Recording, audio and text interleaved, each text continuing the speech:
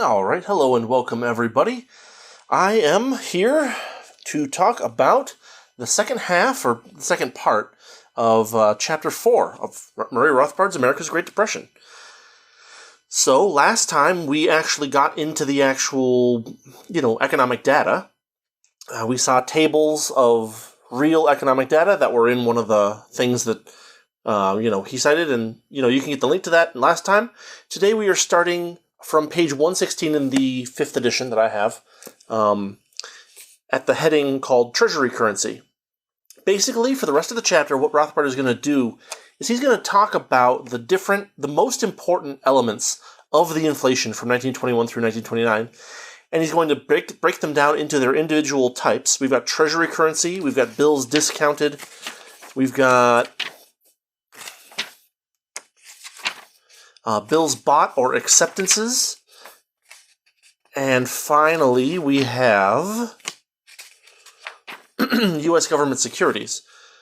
So we're going to look at those four different elements of the inflation between 1921 through 1929, and I'll go through, try to get to all the main points, and I'll give you guys a quick little 3-second lesson on what acceptances are, because they're not super commonly understood.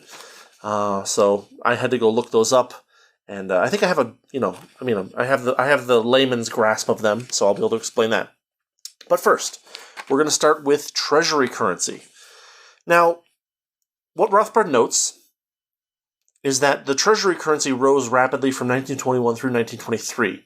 Most of this Treasury currency increase was due to silver certificates. Now, you'd say, well, that sounds good. That sounds like the government's, getting more silver or something like that. The problem is that the government was buying the silver at an inflated price. There's an act called the Pittman Act, which was ratified in 1918. And what it did is it allowed the United States government to sell its silver reserves to Britain as a wartime measure, World War I, right? And the point, the return basically came later on. In 1920 through 1923, the Pittman Act forced the U.S. government into a policy of purchasing silver at $1 per ounce. This is a massive subsidy to domestic silver miners, which is good for the miners, but not good for the inflationary system that they're building up. And one might be tempted to say, well, this was ratified in this bill was made into law in 1918. It's not really the fault of the 1920 through 1923 administration, but in fact the Harding administration could have repealed the Pittman Act if it felt that there was need to. Instead, it decided to go ahead with the inflationary purchase of silver at an excessive price. After that, according to Rothbard, there wasn't a huge increase in Treasury currency. In 1923, the silver purchase policy ended by mid-1923. And after that, there wasn't that much of an increase in, say, silver reserves or anything like that. So that covers Treasury currency increasing in that period. Next up is bills discounted, which Rothbard notes in 1923, 1925, 1928, these rescued banks when the Fed was selling government bonds. Basically, the Fed was getting rid of government bonds that it was holding, and what ended up happening was that bills discounted helped to increase the inflationary aspects of the economy at that time. Basically, the Fed, the Federal Reserve, is supposedly the lender of last resort, but they don't need to. They're not compelled to loan at all times, and in fact, that's what they kind of sort of did. There was a lot of rediscounted business paper. There was a relaxation of the maximum length of the discount, and there was a relaxation of lending standards. Basically, they would kind of lend to any bank that needed it. In addition, bills discounted typically have something called a penalty rate. Basically, what they're designed to do is make sure that banks don't take these, short-term loans just because they want to, right? It's because they need to. They need the reserves tonight in their Fed Reserve, or they will be technically insolvent. Well, what actually happens? So what these bills are usually discounted at a fairly high rate to prevent someone from, say, buying a bunch of these, then loaning them out, and just kind of gathering the difference. Because it's basically free money with the policies that the Fed had. This penalty rate was set very low by the Fed. And, of course, what banks did or could do was they would borrow, loan out the funds that they borrowed, and then pocket the difference when it came time to repay it. As opposed to like a really, really high rate, like imagine, your credit card rate is really high to prevent you, ideally, from building up that balance and then defaulting on it. In these periods, the penalty rate by the Fed was set to a pretty low rate. That is to say, the rate approximately of prime commercial paper. What this did was prevent banks from basically turning bills discounted into pure, paper for pure profit paper for their prime commercial customers. But in theory, they could have used it for, slightly higher rate loans for, say, small borrowers, stuff like that, and they could have made a profit that way. The additional issue was that there was a difference between continuous versus emergency lending. There's a guy named Pierre J., who Rothbard talks about, who fought for seasonal and emergency lending only, that these bills discounted would only be used in the cases where banks really needed them. Unfortunately, his policy was not taken into account. Was not taken as the way to do this. By early 1924, the Federal Reserve abandoned the doctrine of emergency lending only, and even worse, by 1926, Jay himself was like, "No, this is a bad policy, and no, emergency lending is a bad policy. We need more continuous lending." And so this kind of exacerbated the problem by making the banks basically say, "Yeah, we'll lend whenever you need it. It doesn't need to be an emergency. Just let us know. We'll give you the money at a low rate. Blah blah blah blah blah." This is not a good idea, as you can imagine, because it creates a massive credit expansion. Rothbard also notes that during this time, the Fed also failed to raise rates when it really could have. There was this weird policy that, and this is one of those things where in economics we always try to be value free. We always try to say, if you do X, the result will be Y. It doesn't really matter what your intentions are for doing X. You're going to end up with Y. We're not trying to say that this is a better thing or a worse thing. We're just saying that if you do X, you get Y. This Wertfrei is the German word, which I can't pronounce German, so I'm getting that wrong, but that's fine. But basically, the Fed had this strange policy of lending to legitimate business, where what legitimate business is like, it's determined by the Fed. So it's like, well, you're selling doodads. Basically it was anything. They tried to do anything other than stock speculation. But as we mentioned before, if you lend to everybody other than stock speculators, the stock speculators will find a way to borrow that money. You can't really segregate out illegitimate business in a loan market because there's a secondary loan market, which makes that segregation impossible. In 1926, Governor James of the Federal Reserve Board. I should note something here. There's a abbreviation FRB, which is used a few times in the early pages of this section. I see it on page 118. I see it on page 119. Unfortunately, it doesn't get defined by Rothbard until page 121. It is the Federal Reserve Board, FRB, when you see that on the earlier pages. But basically, in 1926, James said the very purpose of the Fed was to be of service to the agriculture, industry, and commerce of the nation, where you're basically getting to pick and choose which industries you support, which creates a lot of moral hazards and things like that. It's worth noting, a lot of people really like Calvin Coolidge, and they're like, "Ooh, Calvin Coolidge, Silent Cal, he was, when you see 10 things coming at you down the road, 9 are going to go into the ditch and, get rid of government spending and stuff." It's worth noting that, unfortunately for the Calvin maximists, Calvin Coolidge himself was pro artificially low interest rates. He gave a speech on October 22nd of 1924 on the topic during his campaign. There was a lot of political pressure to keep inflation going, Rothbard notes. And they were trying to keep inflation only in the areas where they thought it could be sustained and useful. They had this policy called moral suasion, which basically says speculation bad, more loans, more inflation. More loans good, but more loans equals more inflation. Quantity of loans, inflationary loans, is a problem all on its own. We don't need to worry about the quality of the loans if we're just going to blow them all at, a couple of good business types. And basically, when you try to segregate the market this way, you also have another problem that extra loans in one area have a tendency to overstimulate that area and create a localized bubble, which you don't want because it makes things worse in that industry, especially during the Depression phase. It's worth noting that the call loan rates on stocks were kept very, very low. People were not, in general, during this period, calling on these bizarre margin things. And we had Calvin Coolidge and Andrew Mellon, I believe, cheerleading more and more inflation at this time. It's important, and I've actually talked about this before a little bit, but it's important to note that the Bully Pulpit is a really powerful thing, and people underestimate this, right? Hoover, during the first days of the Depression, was basically using the Bully Pulpit to convince businesses to keep wages high. And as far as we can tell, it seems like this had an effect.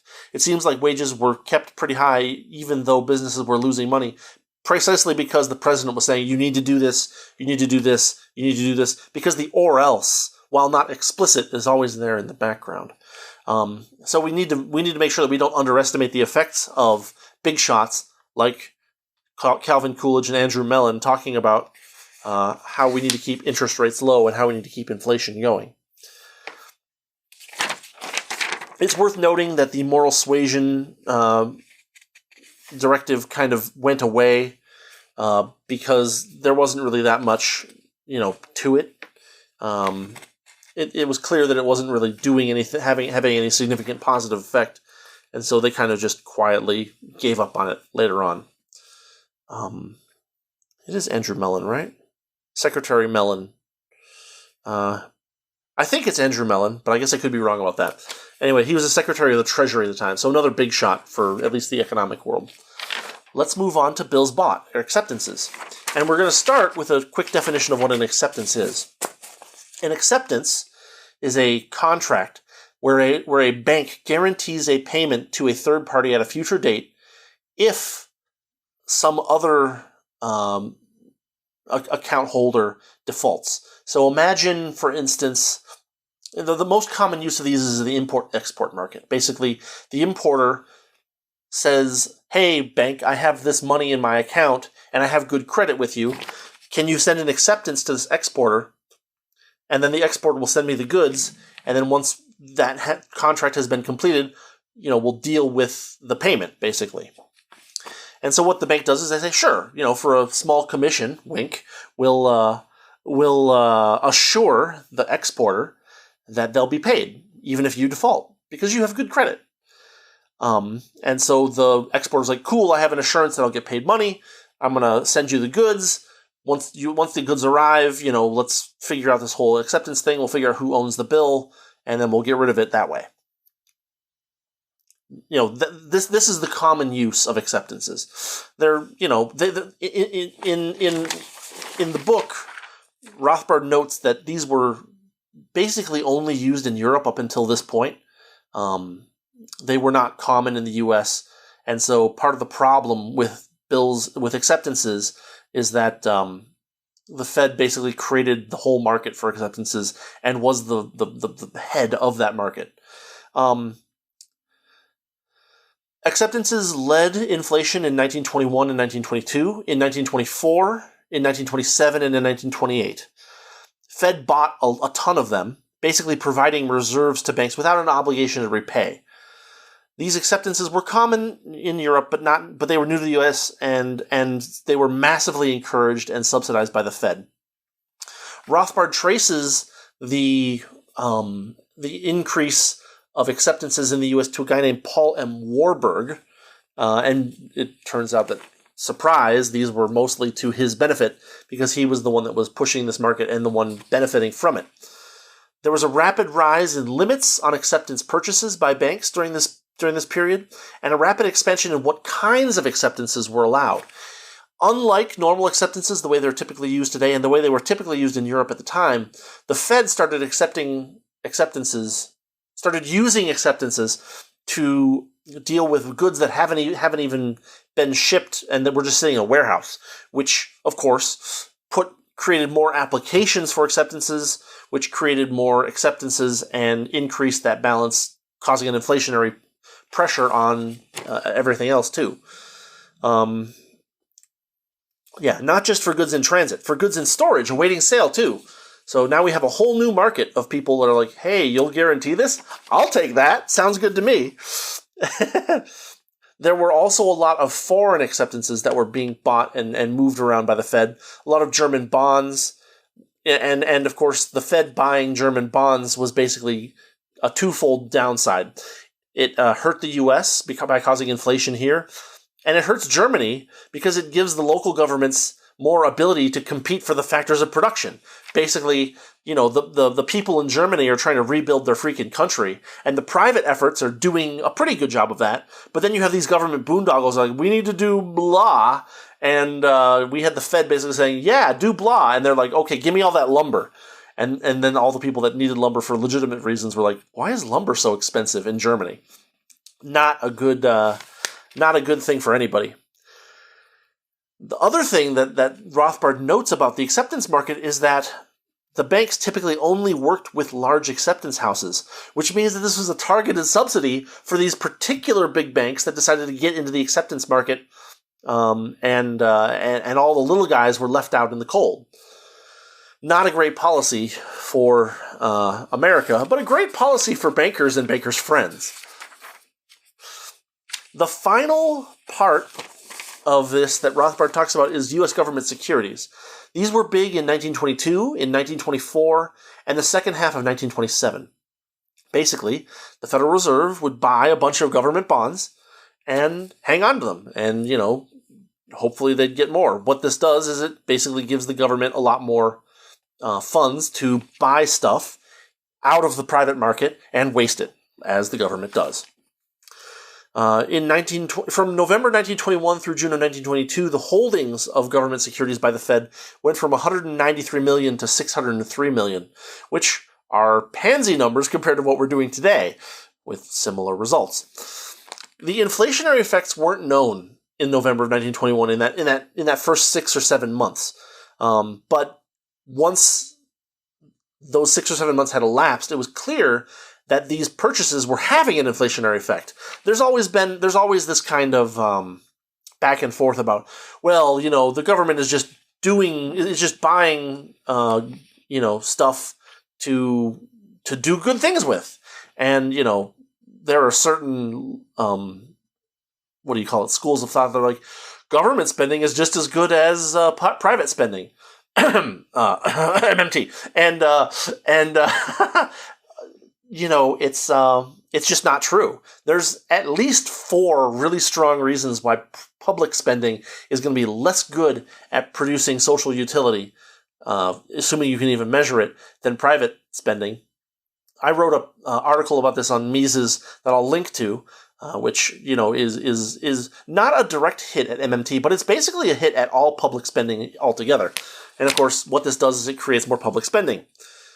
This policy by the Fed of purchasing U.S. government securities was supported by Benjamin Strong, who was, I think, the New York Fed head at the time. It stopped only because Benjamin Strong was really sick for a year, and so he wasn't able to stand up there and wave his fist around in favor of buying more government securities. Once he got better, the purchases continued or resumed.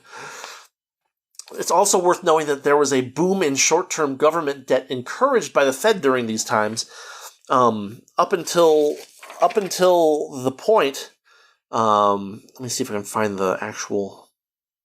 Yeah, from 1922 on, $0.5 to $1 billion of short-term Treasury debt remained outstanding in the banks and had to be periodically refinanced.